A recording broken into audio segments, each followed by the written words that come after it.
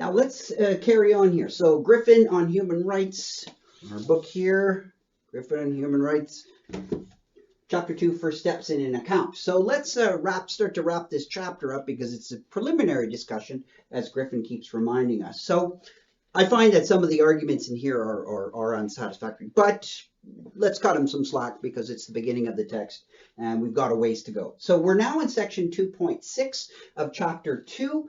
And we've seen that he's talked about, the whole problem of grounding the notion of human rights. And he's talked about two things, two main ideas. That is the concept of personhood and the concept of practicality. So you can have a look. So that's sections 2.4 and 2.5. So personhood 2.4, 2.5 practicality. So that's what he thinks is going to do the work of grounding human rights. But he's entertaining the notion of maybe there's a third ground, right? And because remember, this human rights is an important thing. Griffin says it's not absolutely equivalent with morality, but it's not at the foundations of morality, but it's pretty low down. And so we got to be careful that we've got enough of a conceptual apparatus or context in which we can give determinacy to this indeterminate notion of human rights. He thinks he's going to get it with personhood and practicalities, but he's entertaining the notion possibly of a third ground. So what's that going to look like? Well, the third ground that he wants to look at is maybe it's something like equality, right? People often talk about, well, that isn't human rights really kind of expressing some notion of equality? Well, he says, first off, equality is a very vague sort of idea. It's a vague concept. Right? There's all different kinds of principles of equality. These are, as he says, quite easily confused, and we've got to be careful about exactly what we mean. So, just first off, what do you mean by equality? Equality in what sense? Right? Now, he thinks that personhood is going to grab a lot of what's important about equality. So that's why we can ultimately not. That's why ultimately we don't need a separate notion of equality, because what we've got from personhood, it will do the job. But let's just follow him a bit in this discussion. And remember, this is all preliminary stuff, so even if it's a little unsatisfactory, well, bear with it. So he says, let's look at equality. Let's see it as equal respect.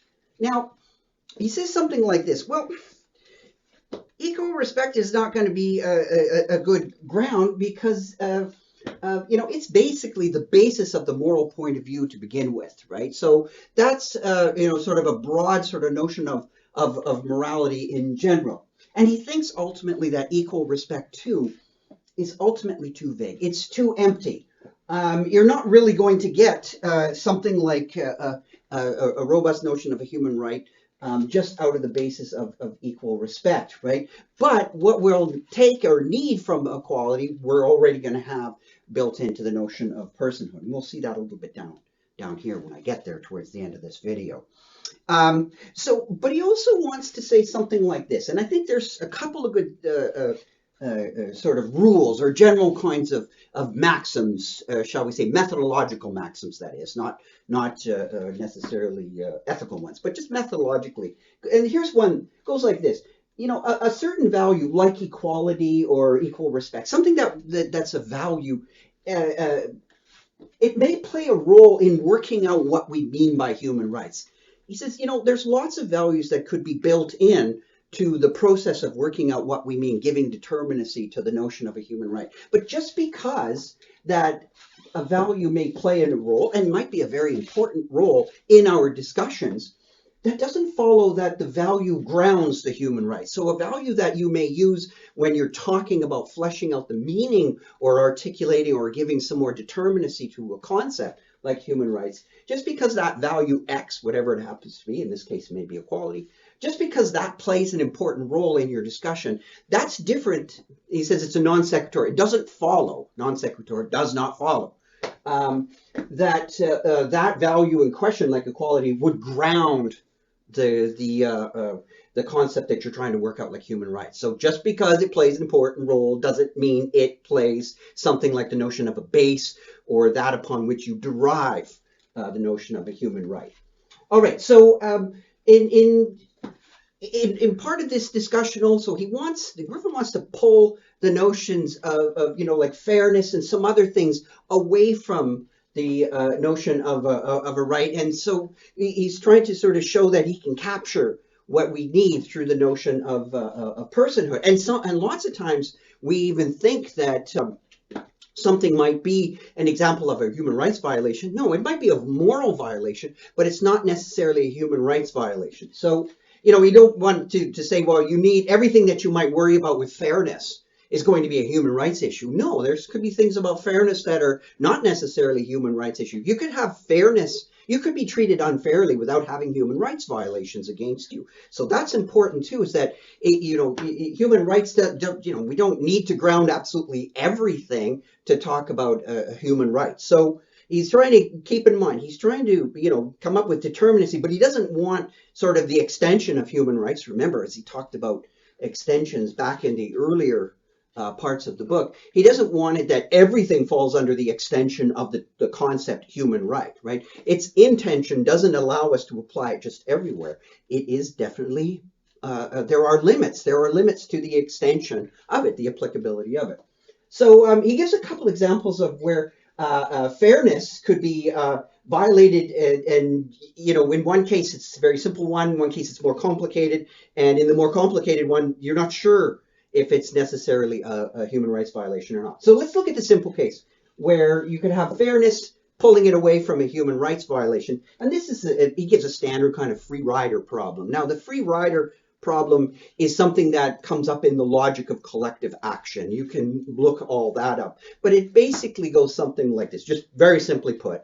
In collective action, we all know that when maybe if you're a student or with colleagues, you've experienced where if you're given an assignment by, let's say, your boss or a professor to work in a group, often at the end and everybody gets the same mark, right? Well, some people work harder than others, and sometimes, as a prof, believe me, I've heard this where some students will say, hey, I did most of the work and we all get the same grade. And then, of course, you might say, hey, I want to work with people that are very hardworking, and that almost de-incentivizes me to work hard because I know others will pick up the slack. So this idea that there can actually be in group projects, there could be de-incentives to work hard and create this sort of opportunity to get a free ride, the free rider problem. Anyways, that's just a very hand-waving notion. The concrete example that Griffin gives is riding the bus, right? I paid my fare, everybody in the bus pays their fare, and so they paid, to get on the bus, and we're riding the bus, and then we notice that you sneak on the bus. And if you can flip it, that I sneak on the bus and you guys have all paid. And you could say to me when I sneak on the bus and I'm like, hey, I avoided paying to get on the bus, but I'm getting a ride. Just like you are, you might say you might say something like, "Hey, that's not fair that we paid to get on the bus, and we paid we paid the money to get on the bus, and we reaped the benefit of being transported to where we want to go, and you didn't. But you're reaping the benefit that you didn't pay for. That's unfair. You would accuse me then of being a free rider, and you could say, you're not being fair to the rest of us, and I would probably likely admit it, that, yeah, I'm not being fair. I'm taking advantage of it. So, and this in collective action, this is known again as the free rider problem. But would you say to me, though, after I snuck on the bus, would you say you're not being fair or you're cheating or something like that? You're not being fair to everyone else who paid. Would you then say, or would you say something like this? Hey, you getting on the bus and not paying your share, you're violating the human rights of everybody on the bus. And Griffin says that, now again, he doesn't really have an argument for this. He just says, no, intuitively that seems kind of odd to say that you're violating by sneaking on the bus and without paying, you're violating all the people on the bus, their human rights. You're not being fair to them because you're cheating, right? Like if you play a game of cards, you lots of things where you could be unfair.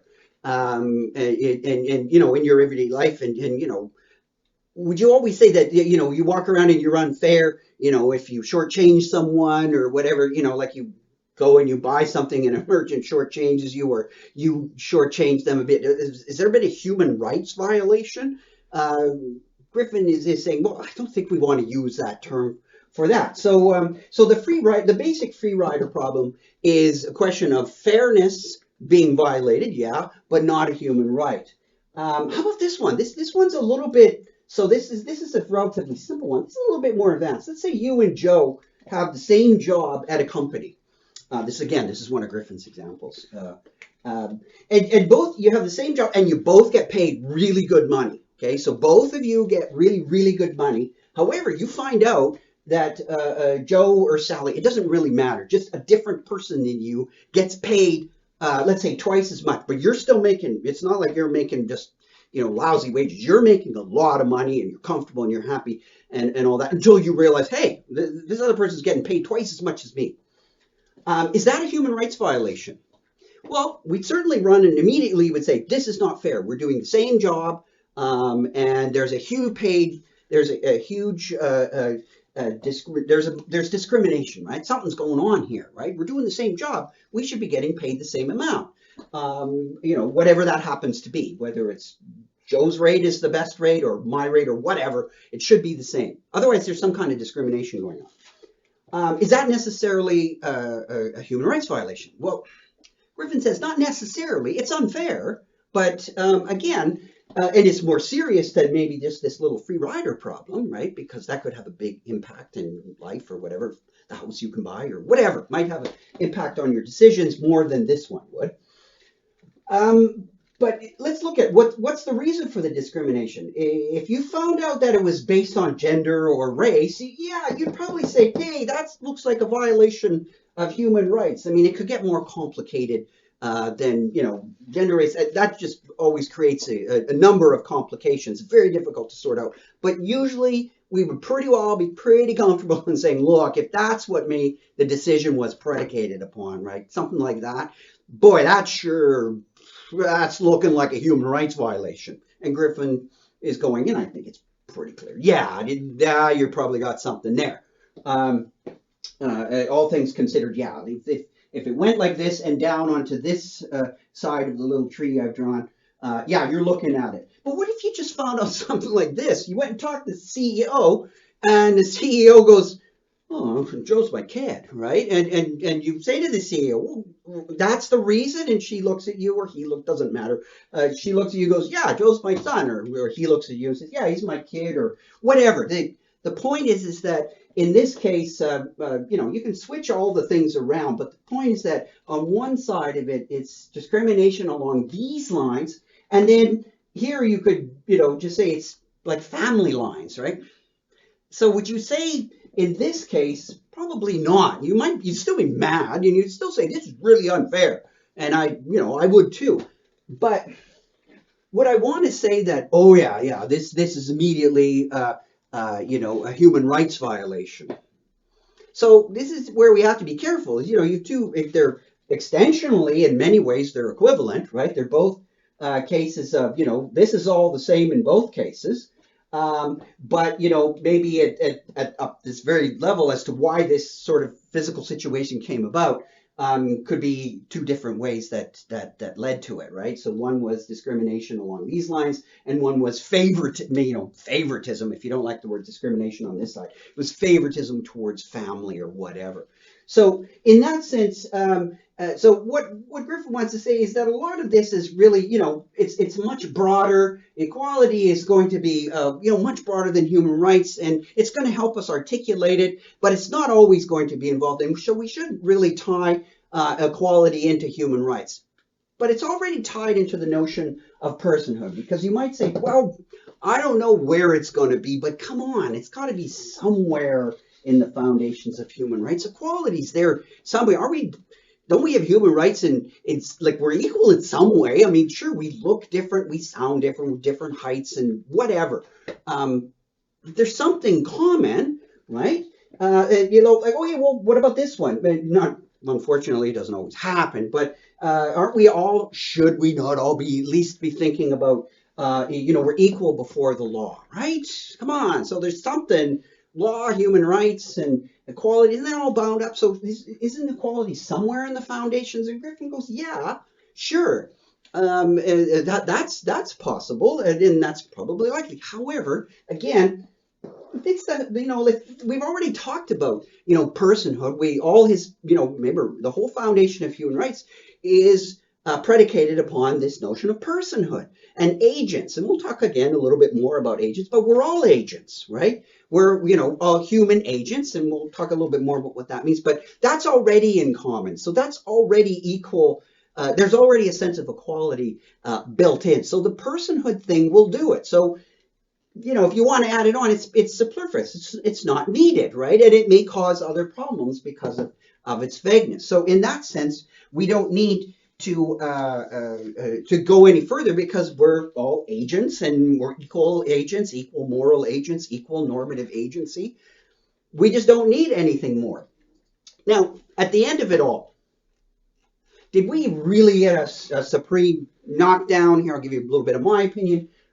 Here about this third ground. Is he really knocked it out of the park that no, equivalent isn't part of the game? I don't think so. I think there's a lot of preliminary discussions here.